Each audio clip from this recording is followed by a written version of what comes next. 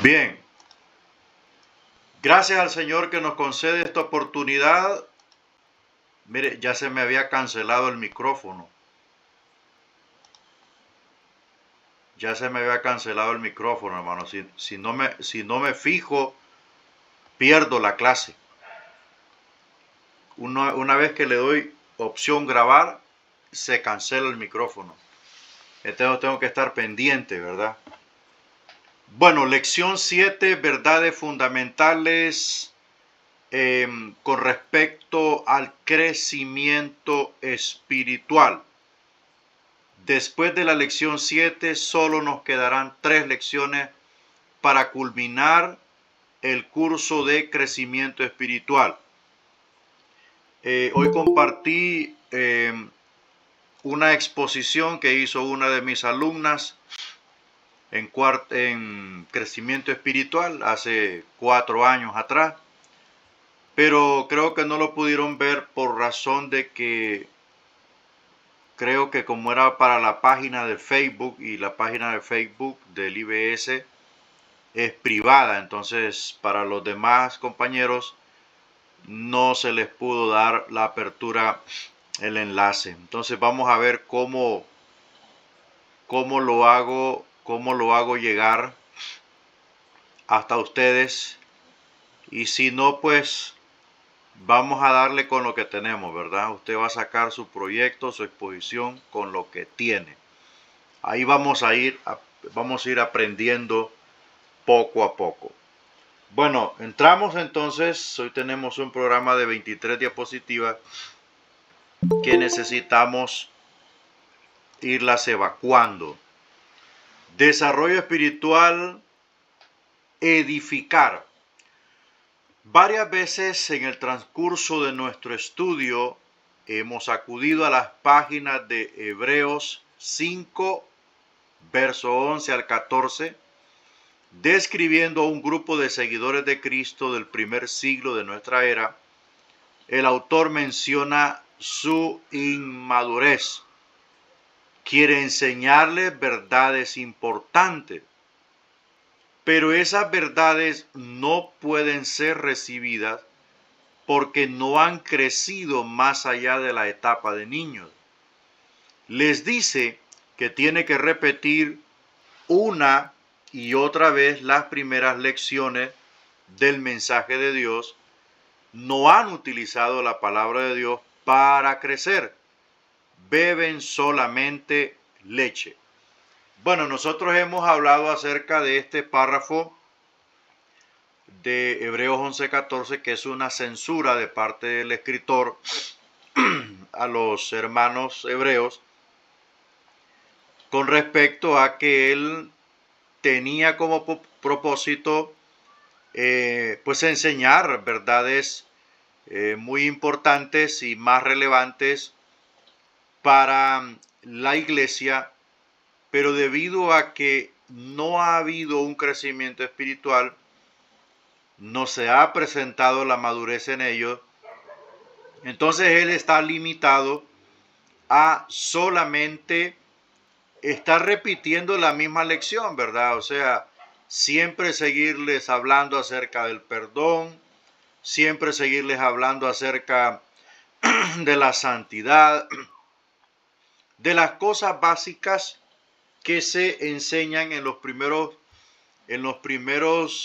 tiempos de nuestra conversión. O sea, esto quiere decir que el crecimiento debe de ser progresivo y continuo. Esas dos palabras deben de estar permanentemente en la mente de todos los cristianos, que el crecimiento debe de ser continuo y progresivo. Nunca estancarse, nunca detenerse, nunca acomodarse, ¿verdad? Nunca conformarse. O sea, el crecimiento debe de ser, amados, continuo y progresivo. ¿Cómo progresivo? Por ejemplo, si recibió, hermano, el primer nivel de discipulado, vaya al segundo nivel. Si sacó el segundo nivel, vaya al tercero. Si son 5 niveles, saque los 5 niveles. Si sacó los 5 niveles, saque el instituto bíblico. Si sacó el instituto bíblico, saque el bachillerato. Si sacó el bachillerato, saque la licenciatura. Después de la licenciatura, saque el máster. Después del máster, saque el doctorado. Entonces debe de ser progresivo. Para aquellos hombres y mujeres que se trazan metas en la vida, que desean crecer, que desean conocer más a profundidad la palabra del Señor y todo el cuerpo de teología cristiana de la cual se deriva de la misma palabra, eso debe de ser una meta, una ambición de desarrollarnos espiritualmente, de edificarnos espiritualmente para edificar a otras personas. A la iglesia se le debe inculcar y se le debe insistir en el crecimiento, en que debe avanzar. Pero yo propongo, como pastor, como maestro, le propongo a mis amigos, mis amados pastores de Perú, crear un plan de educación cristiana dentro de su iglesia, para que todo miembro, todo hermano que vaya o toda persona que vaya entregando su alma a Cristo, ya vaya integrándose inmediatamente al cuerpo de educación cristiana. Les propongo a los hermanos capacitar personas que tengan destreza, que tengan vocación en la enseñanza, capacitarlos en todas las técnicas principales y adaptables a ellos para convertirse en mentores. Eso es fundamental e importante para que la iglesia se fundamente. Mucha gente dice, no, yo estoy parado sobre la roca que es Cristo, pero no tienen ni la más mínima idea qué significa estar fundamentado. Yo estoy en Cristo, pero no tienen ni la más mínima idea de lo que está hablando, o está lejos del verdadero sentido de la expresión, arraigados y fundamentados, dijo el apóstol Pablo. Entonces, este cuerpo de educación cristiana debe de comprender la preparación y equipación de personas que serán los mentores. O si no, échele usted, pastor, que usted es el que está así recibiendo la capacitación. Échele usted y ahí meta dos personas siempre hay personas que tienen cualidades de la enseñanza. Dios da dones, ¿verdad? Entonces ahí se le da la capacitación.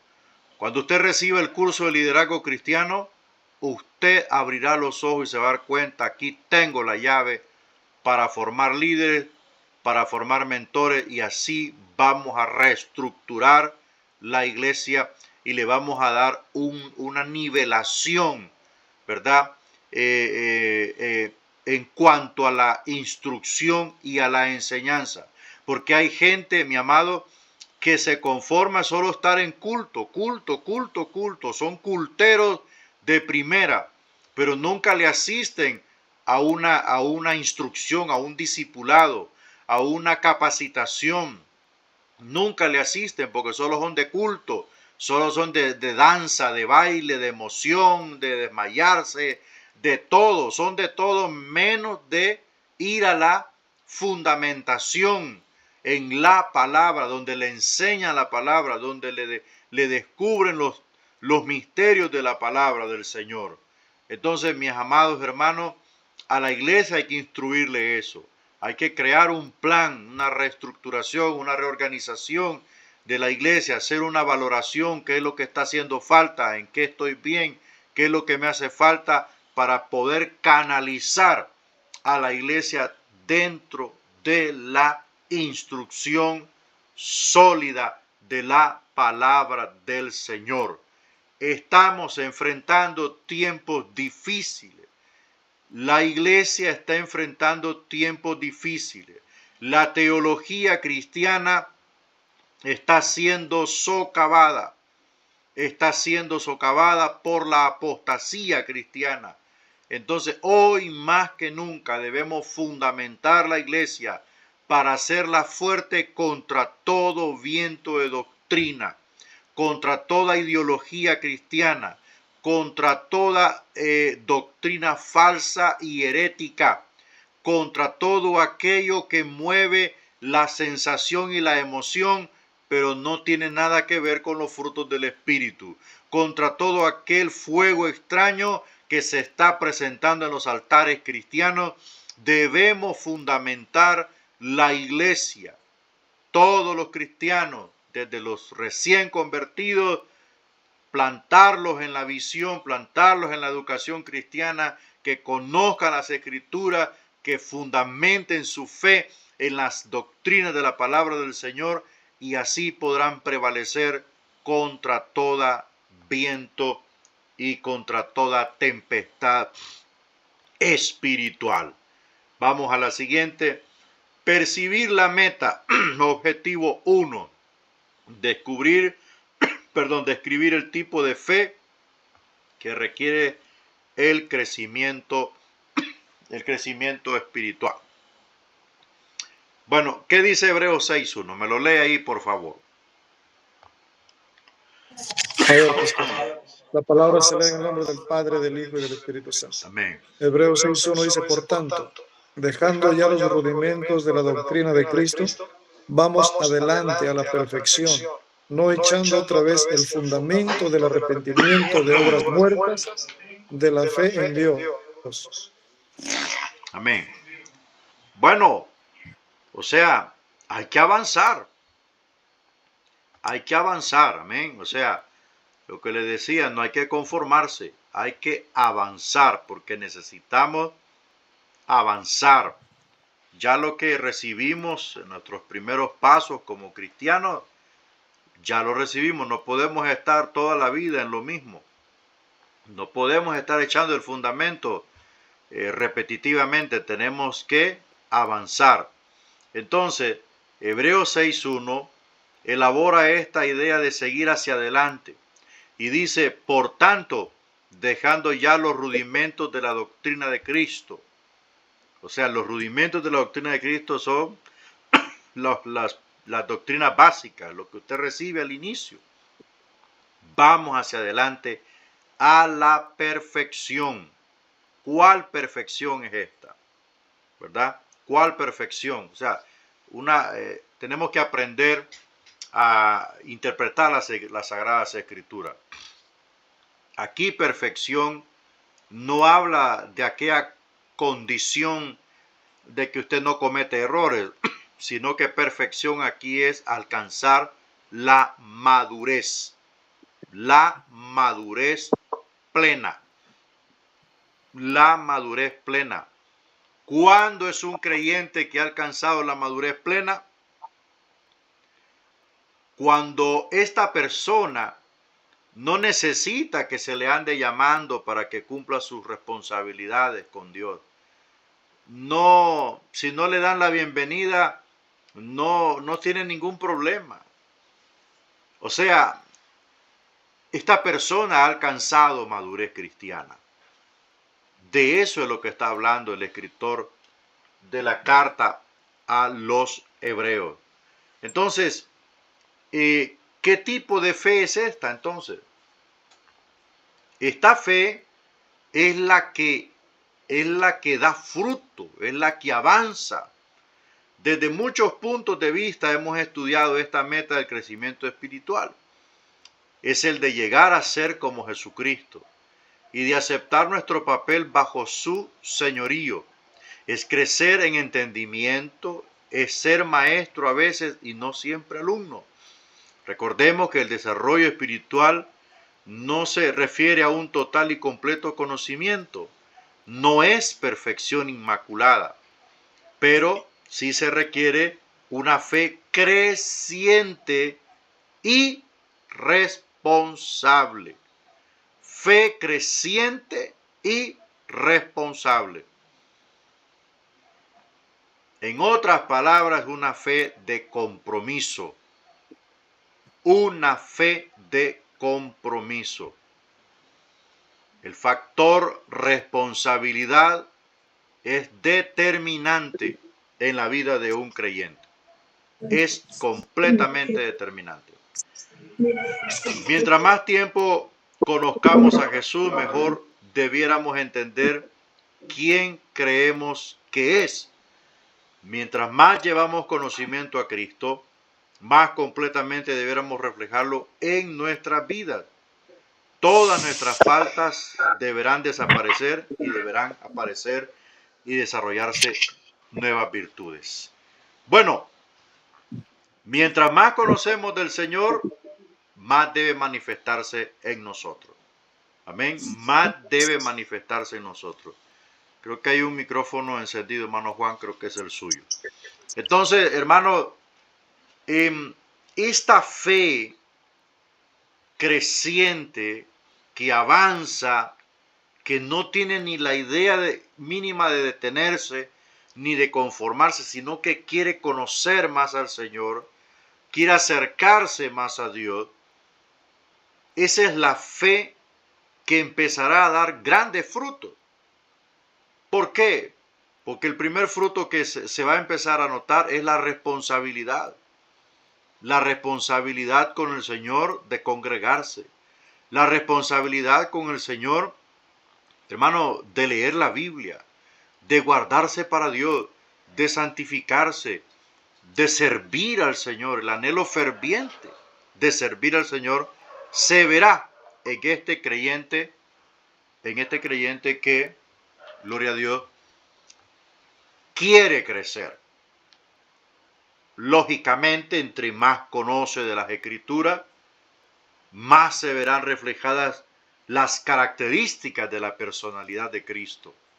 Mansedumbre, templanza, amor, bondad, santidad y las dos palabras más grandes de la Biblia, humildad y obediencia. Entonces, hermano, eso se va a ir reflejando, ¿verdad? Esas son verdades fundamentales y por eso no nos podemos equivocar. Saber cómo alcanzar la meta. Objetivo 2, establecer qué incluye el proceso del crecimiento espiritual del creyente aparte de su esfuerzo. Vamos adelante, dice aquí, y esto haremos si Dios en verdad lo permite, escribe el escritor de Hebreos 6, 1 al 3. Observemos que este pasaje incluye al propio escritor. Su propósito es el de ir hacia adelante. No se trata solamente de una exhortación a los creyentes hebreos. Hay algo importante que debemos señalar respecto al idioma original en Hebreos 6.1. La palabra que se traduce vamos adelante proviene del vocablo griego phero. Significa llevar o cargar. En Hebreos 6.1 está en voz pasiva y significa seamos llevados a una madura enseñanza. Dos importantes enseñanzas se logran de este estudio semántico, ¿verdad? Bueno, la semántica es la que estudia el significado de las palabras. En primer lugar, el ir hacia adelante no se ejecuta solamente con el esfuerzo personal. El desarrollo espiritual se logra bajo el poder activo del Espíritu Santo. Esto lo hemos estudiado en varios lugares de este curso. El pensamiento que campea este pasaje es el de nuestra sumisión personal a una influencia activa. El poder de Dios actúa para nuestro crecimiento. Solamente tenemos que rendirnos y entregarnos a Dios. Bueno, aquí se conjugan dos cosas importantes. Uno, la disposición personal a crecer. Eso implica su esfuerzo y mi esfuerzo. Y dos, la ayuda activa del Señor en nuestra vida. Recuerde que fue Dios el creador de nuestro espíritu y solo Él conoce nuestro espíritu. Entonces, por lo tanto, hay cosas que usted no las podrá alcanzar por más que se esfuerce. Necesitará la ayuda del Espíritu de Dios. Entonces, cuando este binomio se conjuga o se completa, ¿qué es lo que resulta? Se alcanza la meta de crecer. Por eso estamos estudiando aquí esta palabra fero, ¿verdad? Que significa llevar o cargar. En otras palabras, ser llevados a una madura enseñanza. Ya no estar hablando de que el Señor nos perdonó y que el Señor nos ama y que Juan 3:16, ya es tiempo de pasar de Juan 3:16 y otros textos por allí, sino que entremos a temas más sólidos, a temas más profundos, donde nuestro espíritu y nuestra alma son completamente saciados con una palabra más profunda. Seguimos abordando esta etimología de la palabra fero. La segunda cosa que debemos aprender de la palabra fero en Hebreos 6:1 es que este verbo griego está en una forma que indica una acción continuada. O sea, ¿qué es una acción continuada? Una acción continuada es que si dio el primer paso, dé el segundo paso. Si dio el segundo paso, dé el tercer paso. O sea, no se detenga, siga, ¿verdad? O sea, ser llevado por la activa influencia del Espíritu Santo es una acción continuada. Hacia adelante, como el Señor le dijo a Elías, largo camino te espera, hacia adelante, ¿verdad? El crecimiento espiritual en Cristo no se produce en un solo instante. Es vital que conozcamos este hecho. La meta de esta acción del Espíritu es el crecimiento espiritual rumbo a la plena madurez. Hermanos, no vamos a crecer porque recibamos este estudio. No, este estudio nos va a nutrir para llevar a cabo un proceso de crecimiento eficaz. La vida cristiana, las experiencias con Cristo aportarán el otro condimento necesario para una plena madurez en Cristo Jesús, que no se alcanza en 1 o 2 años, se alcanza en varios años caminando con el Señor. Bueno, vamos avanzando. Partir una necesidad para llegar. Identificar las cosas que el creyente debe asegurarse en su vida antes de abandonarlas para ir en pos del desarrollo espiritual. Dice aquí un ejemplo. Atamos un bote o una canoa a un árbol o al muelle para que no sea arrastrado por la corriente, pero debemos desatarlo si queremos salir a remar. Cuán ridículo sería ver a alguien remar sin desatar previamente el bote. Jamás llegará a alguna parte. Es preciso abandonar un sitio para llegar a otro. Es preciso abandonar un sitio para llegar a otro. Tal vez esta ilustración sea considerada cómica. Pensamos que nadie será tan necio como para actuar de esa manera. Sin embargo, en la vida cristiana suele ocurrir. Todo creyente sabe perfectamente bien que debe avanzar hacia la plenitud de la madurez cristiana.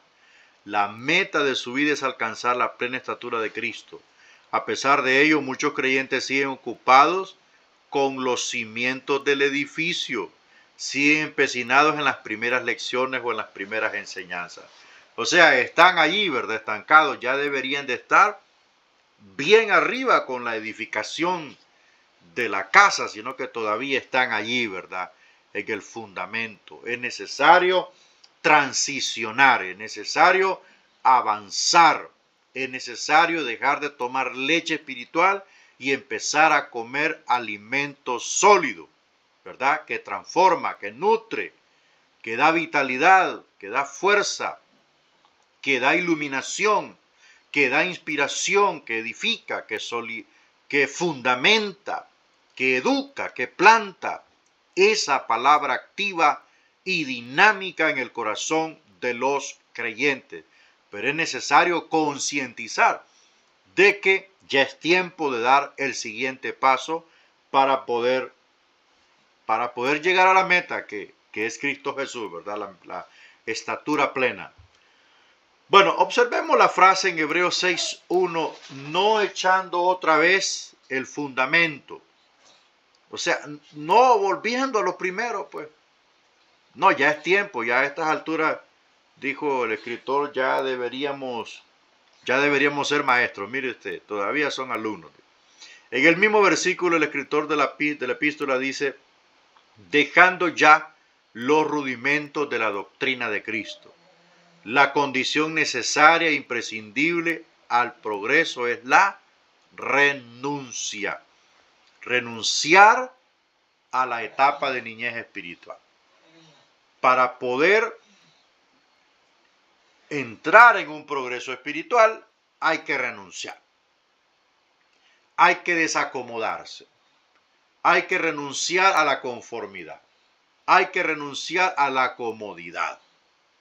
¿Verdad? En todos los campos, todas ovejas, pastores, todos estamos señalados a renunciar. Si en algún momento se ha conformado a solo lo que puede captar, entonces es tiempo de renunciar a ese acomodamiento y entrar en un nuevo orden o en un nuevo esquema de aprendizaje para poder alimentarse más y para así poder crecer más. A medida que los niños crecen y adquieren mayor madurez, deben abandonar sus viejos juguetes y sus costumbres infantiles, ¿verdad? Entonces, en términos espirituales, pues hay un montón de cosas que corresponden a niños espirituales que hay que dejarlas y entrar en la fase de adultos. Bueno, 6 piedras en nuestro embasamiento. La Biblia afirma con toda claridad en Hebreos 6:1-3 que ciertas doctrinas son más básicas o fundamentales que otras. Estas son consideradas los rudimentos, o en otras versiones y traducciones, las primeras doctrinas respecto a Cristo, las primeras enseñanzas. La meta, recordemos, es alcanzar un verdadero desarrollo espiritual, pero no podemos esperar lograr tal cosa a menos que habernos asegurado acerca de la bondad del verdadero fundamento de la doctrina cristiana. Una doctrina es importante, es un importante principio o creencia de la fe cristiana. Bueno, ¿qué es doctrina cristiana? Bueno, doctrina cristiana es una verdad fundamental en las Escrituras. Doctrina cristiana es una verdad fundamental en las Escrituras. Entonces, esta verdad fundamental debe ser conocida. Le voy a mencionar una doctrina: la santidad. Otra doctrina: la inspiración de las Sagradas Escrituras. Otra doctrina: la justificación. Otra doctrina: la salvación por fe. Otra doctrina: Dios. Otra doctrina: el Espíritu Santo. Otra doctrina: la triunidad. O sea, hay muchas doctrinas y muchas teologías que se descomponen de las Sagradas Escrituras. Entonces, lo primero que aprendemos nosotros cuando somos instruidos es todos los 12 puntos doctrinales o 12 doctrinas que están en las Sagradas Escrituras y que siempre pertenecen al credo de una iglesia. Entonces es menester conocer todas estas doctrinas para completar el conocimiento acerca de la fe cristiana. ¿Por qué soy cristiano? ¿Por qué voy a la iglesia? ¿Por qué creo en la Biblia? Etcétera, etcétera. Eso lo fundamenta el conocimiento de la doctrina cristiana, ¿verdad? Qué tarde se está añadiendo el hermano. De la doctrina cristiana. Ok, vamos a ver entonces aquí las 6 piedras de envasamiento de Hebreos 6, 1, 2, ¿verdad? Bueno, con respecto al futuro, porque si hay algo que la Biblia tiene, es que trata lo presente y trata el futuro. También trata el pasado. Tiene 3 dimensiones. Pasado, presente y futuro. Porque Dios es tridimensional. El que es, el que era y el que ha de ser. Los cuadros del futuro son 2. La resurrección de los muertos y el juicio eterno. Eso es parte de la doctrina cristiana. Va a haber un juicio, va a haber una resurrección de los muertos. Va a haber una resurrección de los muertos, que eso lo vamos a ver en escatología. Y una de las resurrecciones es la resurrección de todos los cristianos, ¿verdad? Ya hubo una resurrección, que es la de Cristo. Ya hubo una resurrección, que es la primicia, ¿no? Pero en cuanto a futuro, dentro del corpus de la doctrina cristiana básica, según Hebreos 6, 1, 2, las primeras piedras de envasamiento, o sea, las piedras que se colocan dentro de una cimentación. Bueno, el hermano John creo que es albañil y él sabe todo esto. Entonces, allí se va colocando, dame un segundito.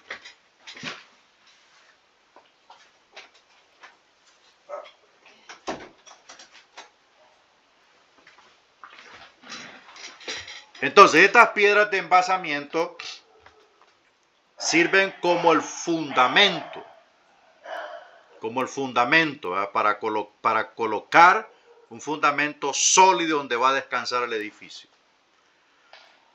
Entonces, en cuanto al futuro, tenemos 2, que son la resurrección de los muertos, y que esta resurrección de los muertos incluye la resurrección de todos los cristianos, incluye la resurrección de los profetas del Antiguo Testamento, incluye la resurrección de todos los mártires de la tribulación, y por último incluye la resurrección de todos los impíos de todos los tiempos, de todos los impíos, desde Caín hasta el último. ¿Qué pasa con el juicio eterno? Bueno, el juicio eterno, o es el juicio ante el gran trono blanco, es donde todos los impíos van a comparecer y serán juzgados. ¿Por qué es colocado esto? Porque hay 2 cosas inevitables para el hombre. Una es la muerte física y 2, el juicio. Se tendrá que presentar ante Dios a rendir cuenta. Ante Dios y rendir cuentas. En este juicio ante el trono blanco no se presenta la iglesia. No se presenta porque ya hablamos en las clases anteriores que la iglesia se presentará ante el tribunal de Cristo. No confunda las palabras entre tribunal y trono blanco, ¿verdad? Porque el tribunal es para dictar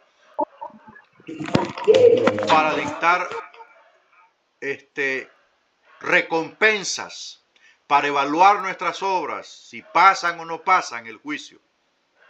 Ya ahí no hay condena porque ahí se alcanzó la salvación. Recuerde que el tribunal, habíamos estudiado que se celebrará en el cielo cuando la iglesia sea raptada. Entonces en ese tribunal la iglesia es recompensada por las obras que pasaron o pasarán el juicio de Cristo. Ahí recibiremos nuestra recompensa. Mientras que se interpretaba una palabra para tribunal, eran 2. Una era Bimá, que era el tribunal de recompensa de los atletas, y Criterión, que era la silla del juez que se sentaba a dictar sentencia penal. Entonces, en este sentido, para juicio blanco, el del trono blanco o juicio eterno, se utiliza la palabra criterión, que es la silla donde se va a sentar Dios para dictar sentencia a los que llegan allí. ¿De dónde saldrán los que llegarán allí? Pues del infierno. Del infierno van a salir todos los que están allí ocupando ese puesto, y ahí ya no hay ninguna apelación para su caso. Ahí se les demostrará por qué llegaron al infierno y por qué irán a parar al lago de fuego, ¿verdad? O sea, ahí no hay manera de defensa, ahí no hay defensa, ni argumento ni nada, porque Dios va a presentar toda la evidencia, toda la carga probatoria para que este personaje, llamado quien sea, se dé cuenta de que por qué llegó al infierno y por qué irá a parar al lago de fuego por la eternidad, para siempre. Vamos a nuestra segunda categoría, que incluye dos: prácticas de la vida cristiana. Ahí aprendemos las ordenanzas y las instituciones. Las ordenanzas, la cena del Señor, el bautismo. Esas son las ordenanzas: el bautismo, la cena del Señor. Y las instituciones, pues, la iglesia, ¿verdad? Y todo lo que corresponde, todo lo que comprende la iglesia. Esas son las prácticas de la vida cristiana. En la tercera categoría tenemos condiciones para hacerse creyente. Antes que nada está el arrepentimiento. Si no hay arrepentimiento, no hay conversión.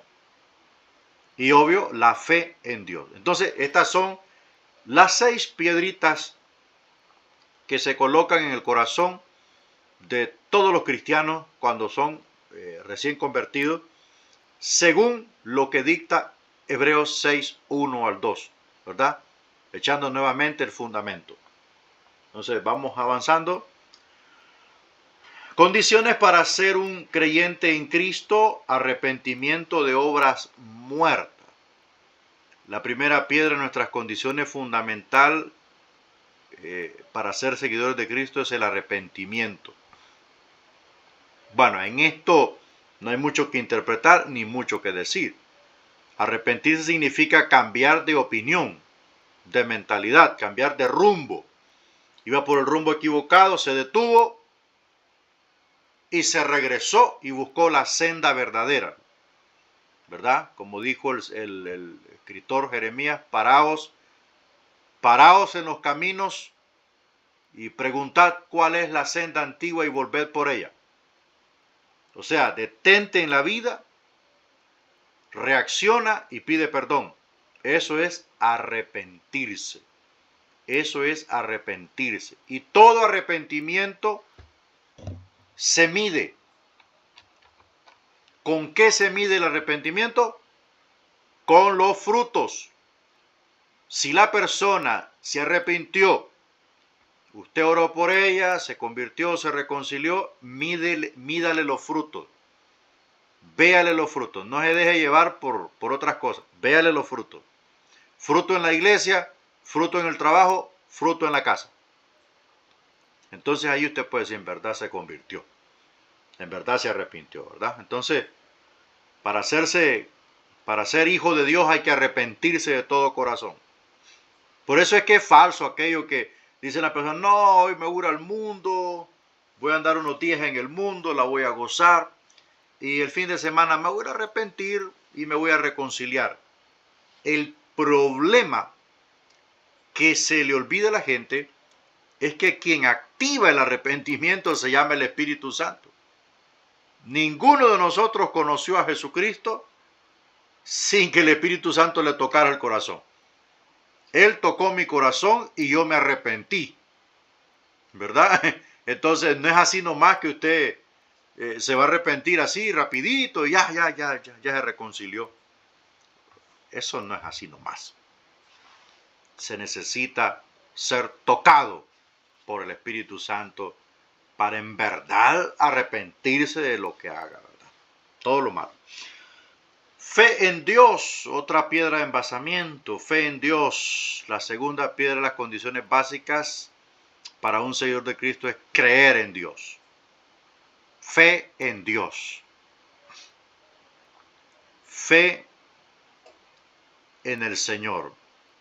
Recuerde que el término o la palabra fe es tan cortito, pero tan grande su significado, que lo más que debemos decir es que fe es la fe que la fe que nos une al Señor, que nos ayuda a creer en sus palabras, la fe que nos ayuda a comprender por qué Cristo murió en la cruz en mi lugar, la fe que nos ayuda a entender el amor de Dios, que aunque somos tan malos, siempre nos ama. Entonces esa es la fe en Dios. Depositar toda la confianza y la convicción en Él, que aunque no le veamos, allí está permanentemente y presente, ¿verdad? Entonces, si creemos en Dios, creemos en su Hijo Jesucristo, el Cordero de Dios, el Salvador de nuestras almas, y nada nos hará movernos de allí.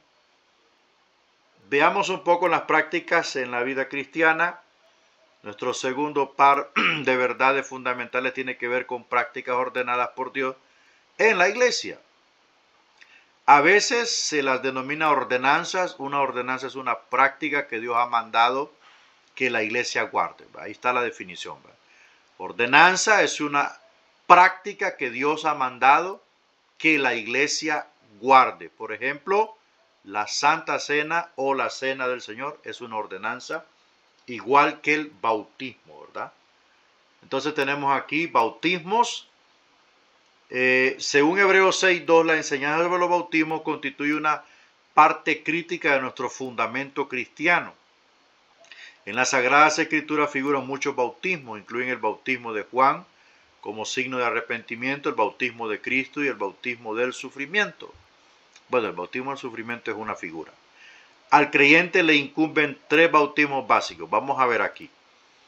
1. El bautismo que lo incorpora al cuerpo de Cristo por medio del nuevo nacimiento. Bueno, muchos lo toman como bautismo, pero específicamente la Biblia le llama el nuevo nacimiento. El nuevo nacimiento no lo llama un bautismo.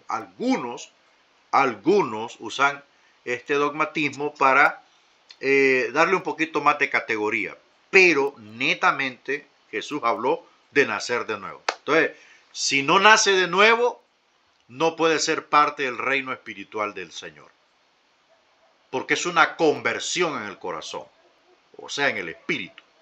2. El bautismo por agua, que es una evidencia externa de la fe en Cristo, y es por inmersión, no por aspersión. Inmersión significa sumergido y aspersión significa rociado, que es lo que practica la Iglesia Católica. Es más, la Iglesia Católica pues bautiza a los niños, ¿va? Les rocía agua allí. Entonces, mientras que el bautismo en agua, la ordenanza, es por inmersión a todas aquellas personas que llegan a ser conscientes de la necesidad de bautizarse. No porque los obligan, no porque se lo impongan, sino porque tengan la necesidad y la responsabilidad de bautizarse para servir al Señor. Bien. Y número 3, el bautismo en el Espíritu Santo, ¿verdad? Que el bautismo en el Espíritu Santo sabemos que es algo... hermano José Mendoza, me apaga el micrófono, por favor.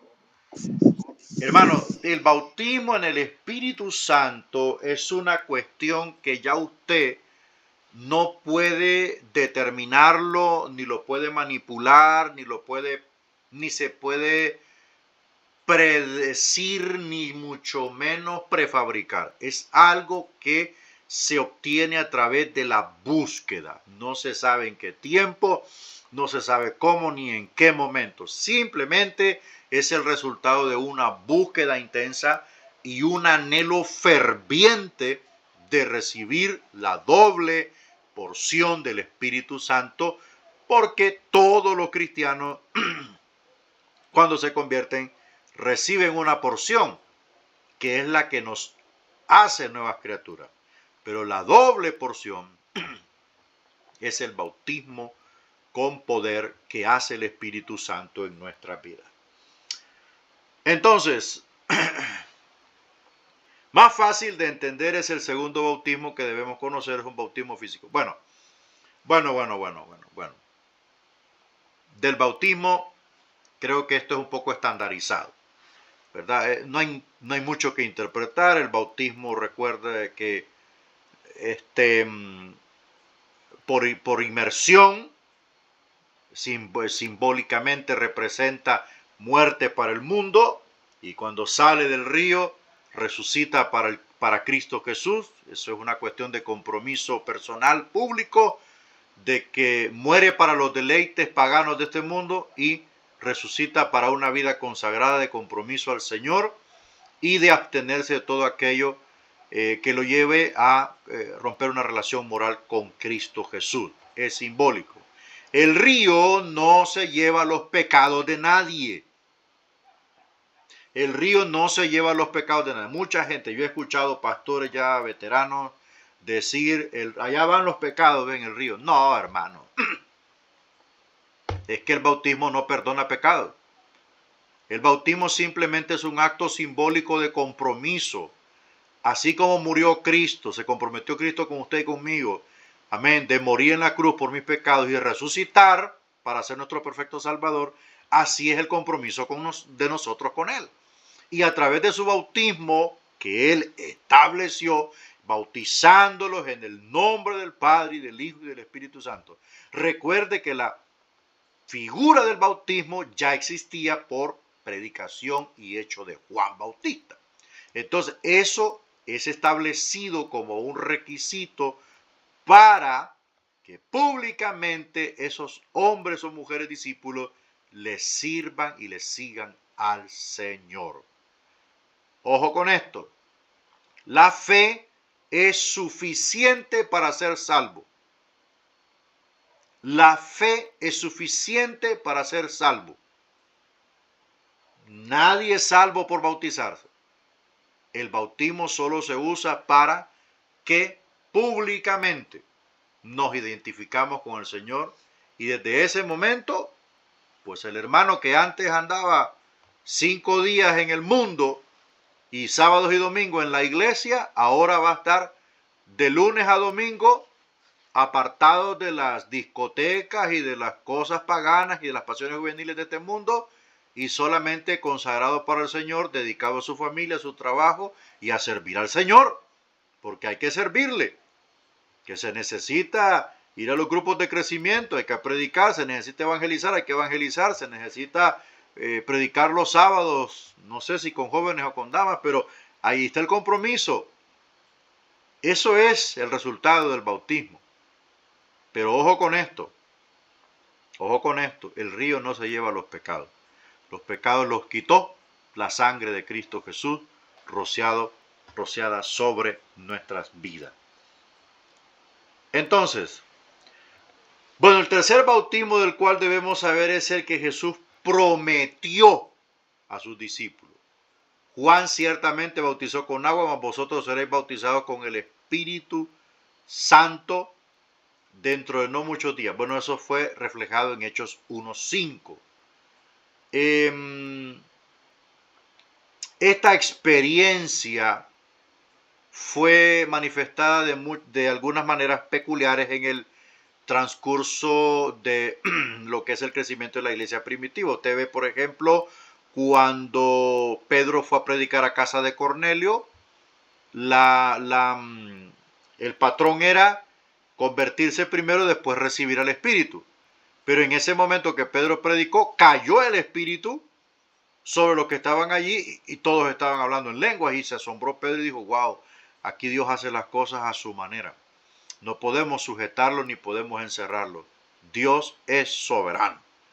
Entonces, la experiencia del bautismo, aunque no quiero entrar en detalle, ocurre en la vida de los creyentes de muchas maneras. Ocurrió en la mía, no sé si ocurrió en la suya. Yo lo recibí de una forma, usted lo recibió de otra forma, el bautismo. Pero una cosa sí debemos saber. Aunque el aire corra de norte a sur a veces, o de este a oeste a veces, y no lo miramos, pero sí sabemos qué ocurre. Eso es lo importante. Lo importante es que está allí y que está a la mano de todos los cristianos. La iglesia debe buscar el bautismo con el Espíritu Santo. A propósito, este tema ya no se predica en las iglesias. Este tema está casi oficialmente sacado de homilia. A nadie le interesa buscar el bautismo con el Espíritu Santo. A los cristianos les interesan los dones, les interesan los ministerios, les interesa ser profetas, les interesa ser apóstoles para andar hablando bobadas frente a los altares y ante la gente, pero sin la huella y marca o sello del Espíritu Santo. Eso es lo que le interesa a la gente. Andar llamando la atención de multitudes y engañando a un montón de gente con espíritu de adivinación. Pero quien da esto es el Espíritu Santo como fruto del bautismo con el Espíritu Santo. Porque ahí es donde Él entrega los dones. Allí entrega los dones que usted podrá sobrellevar. Entonces la gente ya no quiere saber del bautismo, la gente solo quiere saber de mantos, la gente solo quiere saber de cargos, la gente solo quiere saber de crecimiento, de expansionismo, la gente quiere saber, hermano, de todo, menos de pagar el precio para recibir el bautismo. El bautismo no se recibe sentado, esperando que le caiga. El bautismo se busca de rodillas, en ayuno, en intercesión, en vigilia, orando hasta que llega. Y purificándose, limpiándose, porque no es un chorro de agua que le va a caer, es fuego de lo alto. Entonces, mi amado, esto tristemente así es. Bien, al final voy a responder algunas interrogantes que se me están planteando. Veamos otra institución dentro de lo que está instituido dentro de la iglesia, la imposición de manos. Otra práctica que la palabra del Señor considera como una verdad fundamental es la enseñanza sobre la imposición de manos. En la práctica judaica del Antiguo Testamento, este rito se aplicaba para transferir simbólicamente la culpa del hombre al animal que iba a ser sacrificado. Si eso lo hacía el sumo sacerdote, ¿va? Ponía la mano sobre la cabecita del cordero y ponía el cuchillo aquí y decía, por los pecados de Israel, tú vas a morir en lugar de todos los pecados de Israel, ¿verdad? Y lo degollaba. Eso se llama una transferencia simbólica. También se le utilizaba para transferir una especial bendición a una persona o para significar que se lo preparaba para una función especial. Es lo que Moisés hizo sobre Josué. Impuso manos para transferirle su puesto. Y también lo hizo Isaac cuando bendijo a Jacob, que le dio la bendición del patriarca, ¿verdad? O sea, esa es una cuestión, es una imposición de manos que no se hacía a la ligera, ¿verdad? No se hacía a la ligera. La práctica de estas dos últimas formas se proyecta a la vida neotestamentaria. Jesús bendijo a los niños, les impuso manos, otros imponían las manos sobre la gente para bendecirlos, solamente en el nombre del Señor Jesucristo. Ocurrió muchas veces que los apóstoles impusieron manos a las personas y éstas recibían al Espíritu. La imposición de manos también se practicaba para asignarle a una persona una tarea especial. A veces a esto se le da el nombre de ordenamiento. Bueno, no es que a veces, es el ordenamiento. Ordenar significa simplemente asignarle a una persona una posición o responsabilidad especial. Entonces, aquí hay una situación importante. Esto de imponer manos es una cuestión de orden. Es una cuestión fundamental e importante que no solamente posiciona, sino que hace que la persona funcione a través de la imposición de manos. Pero esto también se ha degenerado en el culto cristiano. ¿Por qué? Porque en la iglesia ya no se está enseñando acerca de la imposición de manos para el ordenamiento. Todo mundo anda poniendo manos encima de la cabeza de la gente. Por eso un montón caen endemoniados. Pablo le dijo a Timoteo o a Tito, a uno de los dos, no impongas las manos con ligereza. No se le impone manos a cualquiera. No se le unge a cualquiera. Debe reunir requisitos. Debe pasar el filtro ministerial. Debe pasar el filtro de la gente para que se le imponga manos y se le ordene como un obrero, que se le ordene como un pastor, no sé. Pero la imposición de manos es algo vital en la iglesia. Debemos ser enseñados. Se debe instruir a la iglesia, mi amado, para que conozca. Si usted no instruye en la iglesia quiénes son los ordenados para imponer manos, cualquiera le pone manos a cualquier hermano. Yo vi una vez cuando una muchacha le impuso manos a otra y quedó endemoniada. Mire, hermano, nos tocó duro sacar ese demonio de ahí. Nos tocó duro, hermano.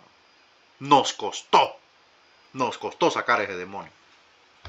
Entonces, si usted le enseña a la iglesia quiénes están ordenados para imponer manos cuando estamos ministrando al Señor, porque ahí es donde todo el mundo le pega la sofocación de andar poniendo manos, ahí dando palabras, y Dios dice, y Dios dice, y Dios dice, y después termina confundida la gente. Yo no le niego que a veces Dios hable, que Dios dé una palabra, pero eso se revuelve todo el mundo a imponer manos. Entonces usted, hermano pastor, después se la tiene que arreglar para resolver esa ecuación. En mi iglesia, nadie impone manos si yo no lo ordeno. Si no tiene la madurez y el testimonio que lo acompañe, no le permito que imponga manos. Y si reúne los requisitos, yo lo ordeno. Yo lo ordeno delante de la gente, lo ordeno, para que cuando yo esté ministrando, ellos puedan ministrar. Pero es que yo ya vi el testimonio, yo ya vi su caminar, yo los veo en oración todos los días, yo los veo en ayuno. Entonces esta gente sí puede imponer manos. Pero si impone manos un pecador mediocre, que anda a medias, que llega de vez en cuando a la iglesia y que saber cómo vive, y usted, pastor, usted no conoce el testimonio de esa persona. Y usted está orando allí, ¿verdad? Con los ojos cerrados, y otro le está jugando la vuelta y poniéndole manos. Entonces, hermano, a través de la enseñanza, nosotros corregimos la casa del Señor. Aspectos del futuro. Llegamos ahora a la última pareja de verdades de las 6 piedras. Bueno, esto ya lo habíamos profundizado, la resurrección de los muertos. Bueno, uno de los parámetros bíblicos en 1 Corintios 15, 12 al 28 nos da una amplitud muy grande acerca de la resurrección de los muertos, y eso ya lo habíamos dicho, ¿verdad? Que unos serían resucitados para vergüenza y juicio y otros para gloria, exaltación y recompensa. Vamos avanzando. El juicio eterno también ya lo habíamos dicho. Los que van a resucitar para vergüenza eterna son los que se pararán frente al trono blanco, donde Dios los va a juzgar, ¿verdad? Los va a juzgar por cada uno de sus pecados.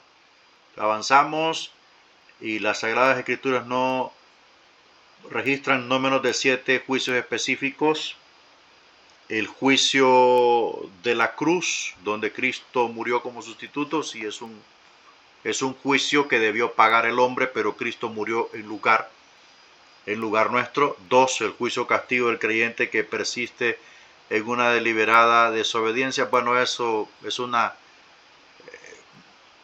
no directamente como un juicio así como penal, sino que cuando el cristiano desobedece, pues le va mal. Yo no lo considero juicio, ¿verdad? Yo no lo considero juicio. Lo considero como una reprensión, como cuando un hijo se porta mal, entonces lo corregimos. El juicio de Israel, Ezequiel 36, 16, 21, eso será antes de inaugurar el reino milenial. Pero yo no quiero entrar en estos detalles porque le voy a explicar con amplitud en la clase de escatología bíblica, ¿verdad? No quiero meterle un grano muy pesado en la cabeza, ¿verdad? La Sagrada, bueno, seguimos. Cuarto, el juicio de los creyentes en el tribunal de Cristo, ya lo hemos repasado un poquito. En escatología bíblica lo veremos más a profundidad con la ayuda del Señor. El juicio de las naciones también, ¿verdad? Jesús hará dos juicios antes de inaugurar el reino milenial. Uno a Israel y otro a las naciones gentiles. Lo veremos de aquí a 3 años. El juicio de los ángeles caídos también, Apocalipsis, Judas capítulo 6. Es cuando el Señor llama a Satanás y a todos los demonios, ángeles, etcétera, etcétera, y los juzga por haberse rebelado contra Dios. Y el juicio ante el gran trono blanco, Apocalipsis 20, 11 al 15, donde serán juzgados todos los impíos. Todos los impíos. Ni uno más, ni uno menos. Toditititos. Los va a sacar del infierno y los que mueran en la tierra, pues van a resucitar para vergüenza, para ser juzgados, ¿verdad? Pero todos estos aspectos o temas escatológicos los veremos con un poquito más de amplitud en el curso de escatología bíblica. Bien, hemos llegado al final de nuestra lección